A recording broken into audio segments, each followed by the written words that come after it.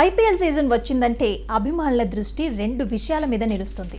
ఒకటి ట్రోఫీ ఎవరు గెలుస్తారన్న ఉత్కంఠ, రెండోది ఆరెంజ్ క్యాప్ ఎవరి తల మీద నిలుస్తుందన్న ఆతృత.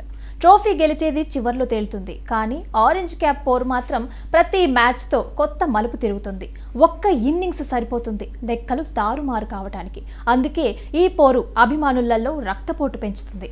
2025 సీజన్ ఆరెంజ్ క్యాప్ యుద్ధం ముగ్గురు బ్యాట్స్మెన్ల చుట్టూ తిరిగింది. శుభ్మన్ గిల్, విరాట్ కోహ్లీ, యశస్వి జైస్వాల్ ముగ్గురు 3 తరాలకి ప్రతినిధులు. ముగ్గురి ఆట శైలి వేరు, కానీ లక్ష్యం మాత్రం ఒకటే, పరుగుల రారాజుగా నిలవటం.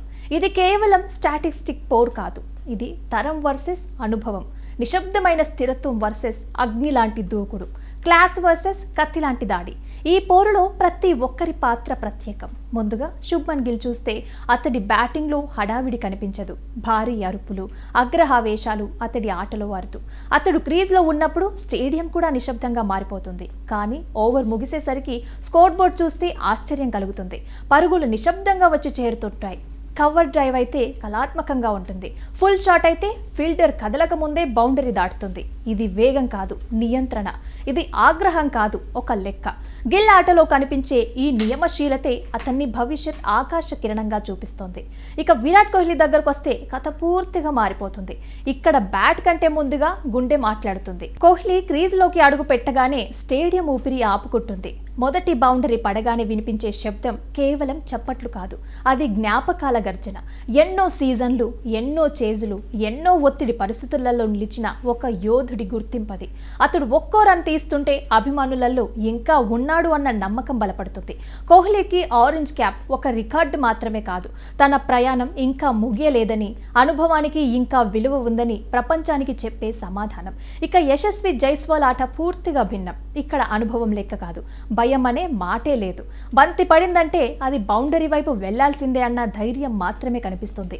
ఫేస్ అయినా, స్పిన్ అయినా లెంగ్త్ చూసి ఆడే ఆట కాదు. అతడి బ్యాట్లో కనిపించేది ఆకలి. ఇది కేవలం ఆడాలన్న ఆకలి కాదు, పాలించాలన్న ఆకలి. జైస్వాల్ ఆటలో కనిపించే ఈ నిర్భయతే అతన్ని కొత్త యుగానికి ప్రతీకగా నిలబెడుతోంది. ఒక్క మ్యాచ్లో గిల్ ముందుకు వస్తాడు, మరొక మ్యాచ్లో కోహ్లీ టాప్కి చేరుతాడు, ఇంకో రోజు జైస్వాల్ దూసుకొస్తాడు.